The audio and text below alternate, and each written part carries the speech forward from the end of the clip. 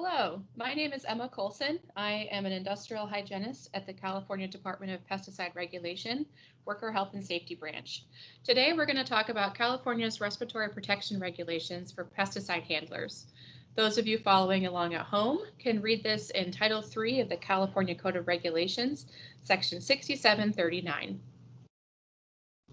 Respiratory protection regulations affect over 5 million workers in the U.S. There are different standards for federal workers, as well as in the state of California, we have Cal-OSHA and CDPR.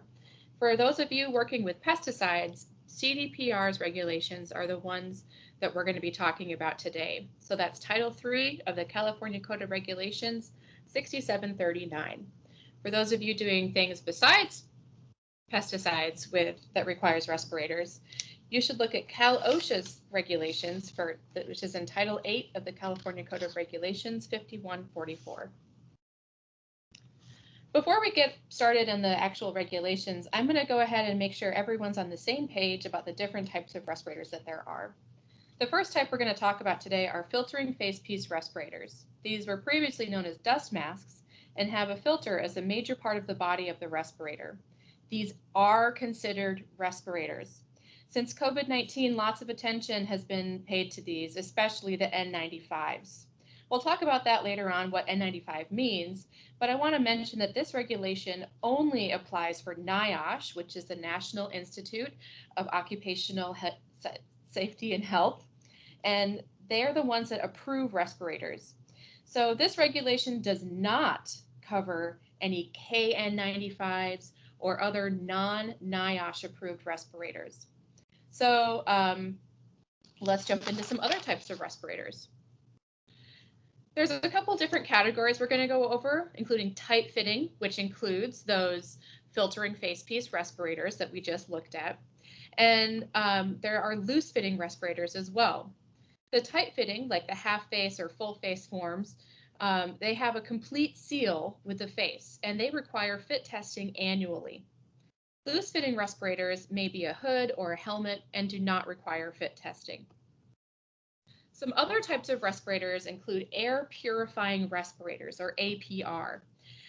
They are considered negative pressure, which means that the lungs are doing the work of pulling that air across the filters. Supplied air respirators, including SCBA, or self-contained breathing apparatus, pictured here, are what's known as positive pressure. So that's going to be pushing the air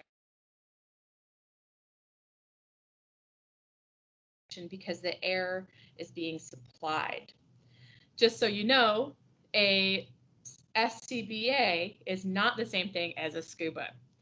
With air purifying respirators, you need to know what the chemicals are, and it removes those specific air contaminants. For supplied air respirators, you can use those in known, unknown, and environments that are immediately dangerous to life and health, also known as IDLH environments. Another type of respirator is a powered air purifying respirator, or a PAPR, PAPR. They may be tight-fitting or loose-fitting, as pictured here. Essentially, they're a battery-powered blower that moves the air over the filtering media. If these are loose-fitting, you can have a beard and you do not need to get a fit test. However, it should be noted that these do cost more money than other tight-fitting respirators. Now that we know the types of respirators, let's talk about the other equipment that goes with them.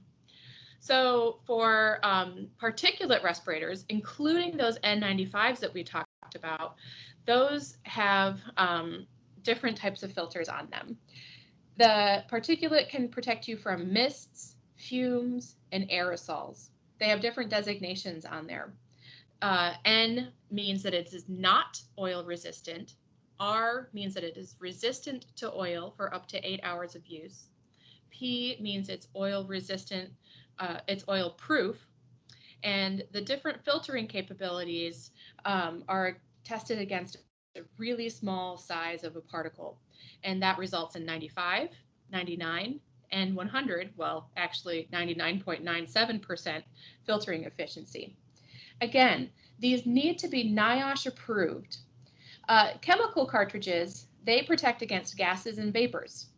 They are for specific or a combination of chemicals and can also be combined with a filter. The chemicals then adsorb to a charcoal or chemically treated charcoal and traps that gas or vapor onto the surface. These are color-coded so that you can easily choose which one you need. We have this available on our website, cdpr.ca.gov. Also, feel free to email me and I'd be happy to send it to you. My contact information is at the end of the presentation. The chemical cartridges are all color-coded, but for pesticides, if you need a chemical cartridge, usually it's going to be an organic vapor, which is black, or an organic vapor with a P100 pre-filter, which is the black and magenta one. Again, check our website for this information. Okay, now that we've gone over the different types of respirators and the different types of cartridges and filters that are out there, let's dive into the regulation. This is a link to the regulation that's on our website. So you can also just do a web search and look up 3 CCR 6739. So the scope of the regulation, it applies to workers that are required to wear respiratory protection when handling pesticides. There's 4 main areas where the requirements come from. Most of the time, you're going to be looking at the label for the information to determine what type of respirator you need to wear or if you need to wear one. Additionally, there are permit conditions from your county that might require the use of respiratory protection when handling a specific pesticide. Regulatory requirements, including certain chemicals like thiophanate methyl, will have specific needs for specific respirators. Additionally, this entire regulation applies if the employer policy requires employees to wear a respirator. So for example, if the pesticide label doesn't require you to wear a respirator, but the employer mandates it, then the entire regulation is applied. And that should make more sense moving forward. So this is the organization of the regulation. It's a really, really big section. So it's a lot of information to unpack. But the biggest thing you need to make sure you have is a written program. So we need a written program with a worksite specific procedures that are specific to your worksite. Fortunately, DPR has developed a template that you can fill out. It's available on our website at this link here, and it is called HS 1513. I'm probably going to say that about 50 different times during this presentation, but HS 1513 is going to be your new best friend if you need to create a respiratory protection program. It's a fillable form, and it's in English and Spanish. The link is on our website, or you can look up HS 1513. One thing that you can do that really helps with the organization of a written program is to designate a respirator program administrator. This individual keeps the written program updated and keeps track of all of the different pieces of the requirements for the regulation. To become an RPA, Respirator Program Administrator, you need to have training that's basically proportional to the complexity of the program. So for example, if you have a small program, what you can do is simply read the ANSI standard, the American National Standards Institute, or the Small Entity Compliance Guide, which is available on our website. If you have a complex program, you're going to need training from a college or a respirator manufacturer. But one of the big things about the Respirator Program Administrator is you can contract out the training and the fit testing. We'll talk about this a little later.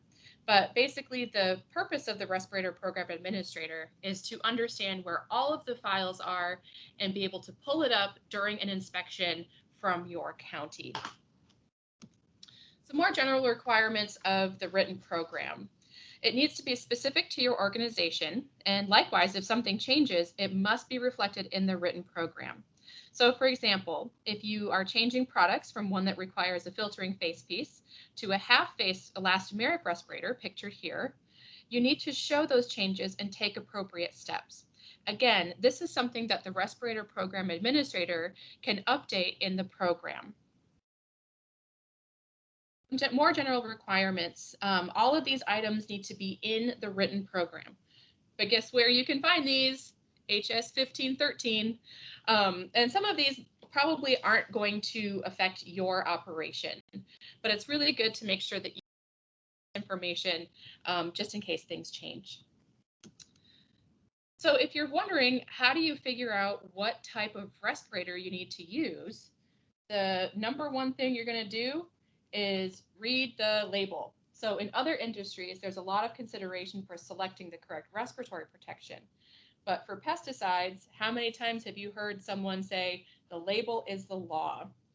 So if the information is going to be listed on the label. So for instance, if this label requires any of the filtering facepiece respirators we talked about, so it could be N, R, P, or an HE filter. HE is just high efficiency filter. If it had oil in the product, it would not include the N series. It would just say R, P, or HE. Before you can wear or get fit tested for the respirator, you need to get medically cleared by a physician or other licensed healthcare provider, PLHCP. We actually have a definition for this in our definition section of the regulation, section 6000. So why do you need to get medically evaluated? Well, you need to make sure that you're physically well enough to wear a respirator, especially if you're wearing a tight-fitting negative pressure respirator, because your lungs are going to have to do a lot of work. If you are medically examined and it is determined that you cannot wear a tight-fitting respirator, then you should wear something like a loose-fitting respirator, like a PAPR, as we talked about. The medical evaluation needs to be done at no cost to the worker. The employer needs to provide this medical evaluation. So if it's a questionnaire, do it on work time. If it's mailed in, you need to provide the stamp and envelope. It does not need to be done annually unless the medical examiner, the PLHCP, requires that that is necessary. It needs to be done before use and fit testing. And if a change is noted by the respirator program administrator, by the employer, by the worker themselves, then you need to go get another medical evaluation. Some of these changes might include breathing trouble when working, or if there is an issue with a change of work status that might require a change in the effort that's needed by the employee. Basically, whatever the doctor says that you need to, however often the doctor says you need to get medically evaluated is what you must do. Medical questionnaires and recommendation forms are in HS 1513, pictured here, Appendix 5 and Appendix 6.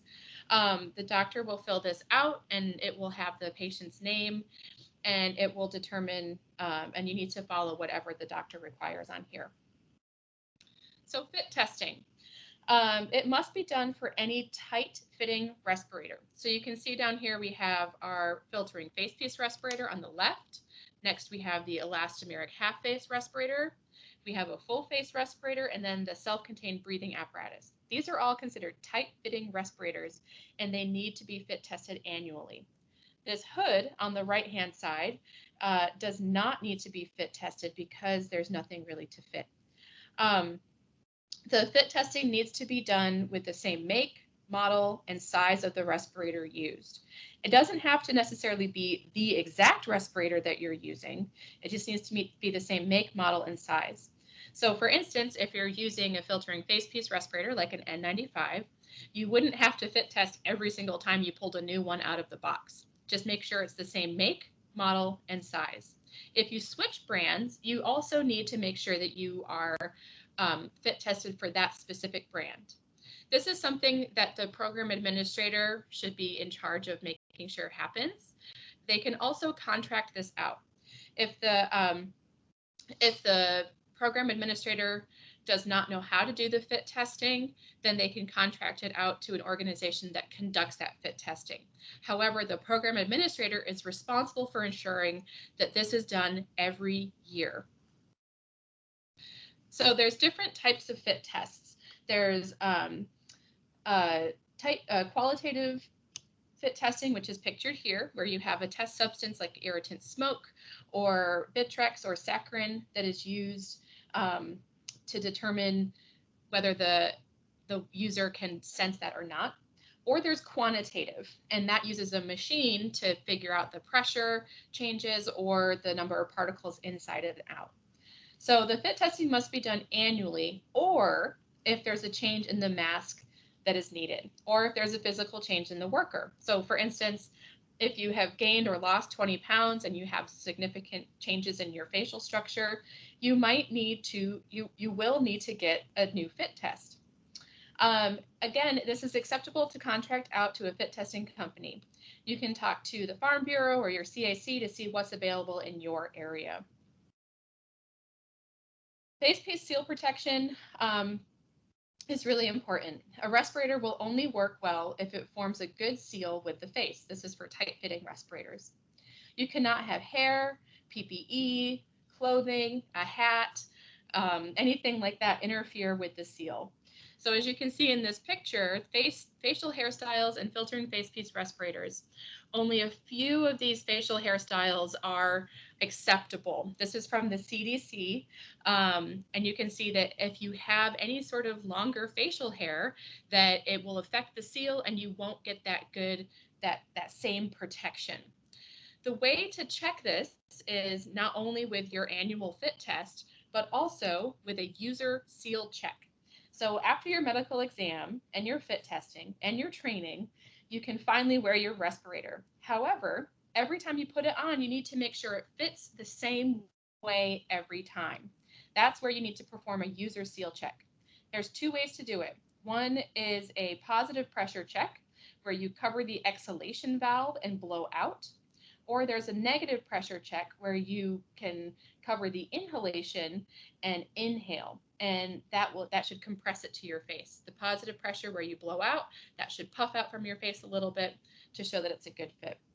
You also need to do this with filtering face piece respirators. It's the same concept, but you would put your hands over the entire filtering face piece medium and either breathe in and have it collapse on your face, or breathe out and have it puff slightly from your face.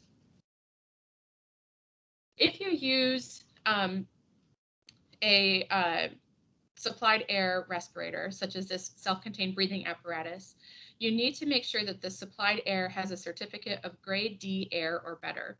So you can't do something like fill it up with your air compressor in your machine shop.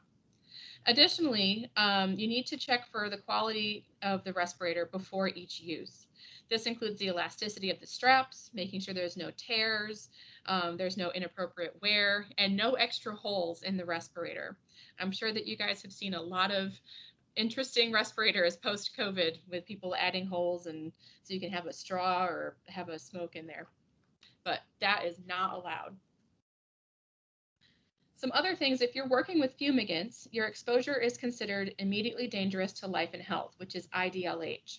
With that, you need to have specific plans to be in place, including a watchman, and they can contact, or you can if you are working with this, make sure you contact myself or someone from your county to make sure you have the appropriate plan in place. Emergency respirators are needed when there's a situation where you need to have it immediately available. And it needs to be clearly marked and sorted according to the manufacturer. This is only in emergency respirator cases. For cleaning and disinfecting, you want to make sure a clean respirator is used every time. It's really important to clean it after each use because that will remove any dirt, debris, oils, and things like that that could degrade the rubber on the respirator.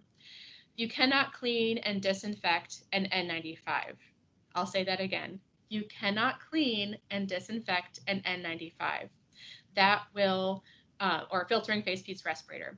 That will really impact the filtration media and make it so it is not effective. Cleaning and disinfecting only applies to elastomeric respirators like the half face or full face respirator or SCBA. It's important to make sure you're using soap and water or a respirator wipe after each use. You can disinfect if more than one person is wearing, and you need to keep it away from pesticides. So when I say store to prevent damage, make sure you're not storing it anywhere near your pesticides and that you don't have it in the direct sunlight. Just store it as you would something that you want to make sure doesn't get degraded. In addition to annual fit testing, you need to have training and program evaluation annually. This can be done by the respirator program administrator, or this can also get contracted out. It depends on the complexity of the program and the training level that is provided to the respirator program administrator. This needs to be done in a language that is understandable by employees. And if there's any changes from the evaluation, it needs to be added to the program within 30 days. So all of these forms for training and for program evaluation, these are found in HS 1513. So training needs to be done annually. Fit testing needs to be done annually. Program evaluation needs to be done annually. Whereas the medical evaluation does not need to be done annually, but unless the doctor says so. So it is important to only use your respirator for as long as it is safe. Make sure you're following this hierarchy. If you smell, taste, or have irritation, leave the contaminated area and change your respirator or your filters or your cartridges. So ESLI is end of service life indicator. So if that's triggered, then you need to replace your respirator. However, this doesn't really apply to pesticides yet, but it might in the future. So that's why we have it in here. All disposable filtering facepiece respirators, yes, including those N95s, need to be disposed of at the end of the workday. Usually the other parts for the cartridges and things like that, you dispose of all of those disposable parts at the end of the workday. The rationale behind that is there's migration of chemicals. So if remember we talked about how the chemicals adsorb to that charcoal, well, guess what? They can unadsorb and move around, and then you could actually inhale them. So that's why it's important to make sure you're not using them longer than what this regulation says. Just like any DPR program, you need to have record keeping. These records include the medical recommendations, the fit testing, training, evaluation, and the written program itself must be available for 3 years after any changes. This needs to be available to your county staff or anyone from DPR that comes and does an inspection. It's good practice to save these records as long as possible for employee records. So for HS 1513, you can find all of this information. So as long as you're keeping copies of your HS 1513, you should be good to go. So now we're going to talk about required versus voluntary use of respirators. This is probably one of the biggest questions that I've gotten from this regulation. So all the previous topics were if you're required to wear a respirator. So again, that's if the label says you have to wear one, if permit conditions say you have to wear a respirator, if there's certain regulations that you have to wear, where you have to wear a respirator, and if your employer says you must wear a respirator. However, it's a little bit different if you're looking at voluntary use. So if following this flow chart, if there's not a label that requires you to use it, if the label does not require you to use it, if the permit condition doesn't say respirator is needed, if the employer policy doesn't say respirator is required, then guess what? It's voluntary. The only thing that's a little bit different in the DPR regulations are if the employee provides the respirator versus the employer. So if you're an employer and you say, hey, I am providing my employees filtering facepiece respirators if they want to wear them, it is on a voluntary use. All they have to do, if you are the employer, all you have to do is provide the voluntary respirator use posting, which is found in 3 CCR 6739 subsection R. Guess where else it's found? HS 1513. If you're the employer and you provide an elastomeric, like a half-face respirator pictured here, you need to have a minimum written program, and that includes medical clearance, maintenance, cleaning, and storage of the respirator, as well as having that posting for the voluntary respirator use. If you're an employee and you bring your own respirator, filter and face piece, this could be a half face, this could be a PAPR, it could even be an SCBA. As long as the employer allows voluntary use of respirators, All the employer has to do is post the voluntary respirator use posting. Again, this is found in Title III of California Code of Regulations, 6739, subsection R. It's also available in HS 1513. So all you have to do is print this out and have this posted next to your pesticide information series A8 or N8. Speaking of pesticide information series, if you have more information that you need to look up for respiratory protection, check out DPR's pesticide information series on respiratory protection. This is available in English, Spanish, Punjabi, Hmong. It's available for agricultural and non-agricultural employees. The elephant in the room, of course, is COVID-19. And the shortage of respirators that this has provided. Available on our website, cdpr.ca.gov, we have this handout that is to help comply with the respiratory protection regulations when handling pesticides. Basically, if you have a label that requires an N95 and you do not have access to one, you can use anything that it offers more protection. However, remember that you also need to make sure that you're getting a medical evaluation done to make sure you can wear something like that, such as a elastomeric respirator, and you need to get fit tested for that respirator. If you can't find a respirator, talk to your PCA. See if there's a product that doesn't require respiratory protection. That's a really good way to avoid any of these regulations. You also can mix and load your pesticides in a closed system. However, the PPE still needs to be available. Or when you're applying pesticides from an enclosed cab that might require a particulate respirator, you can be exempt from wearing that particulate respirator if you're applying in an enclosed cab. So make sure you're following all the regulations that are included in this, and please contact me if you have any questions about this handout here. Additionally, even though this presentation was talking about respiratory protection, we also have a similar handout for gloves when handling pesticides. If you use reusable gloves, which is basically what this handout is talking about, they still need to be at least 14 mils thick. A mil is 1/100th of an inch. And you need to make sure that you are using the appropriate material. So this has some more information on caring for reusable gloves and to help determine what type of gloves you might need. Again, this is just for when you are dealing with the COVID-19 shortage crisis of PPE. And with that, I would be happy to have any of you email me. Make sure it's emma.colson@cdpr.ca.gov. My phone number is 916-603-7816. While I'm working remotely, I probably won't answer the phone, but I will get back to you. Thank you so much for your attention and have a great day.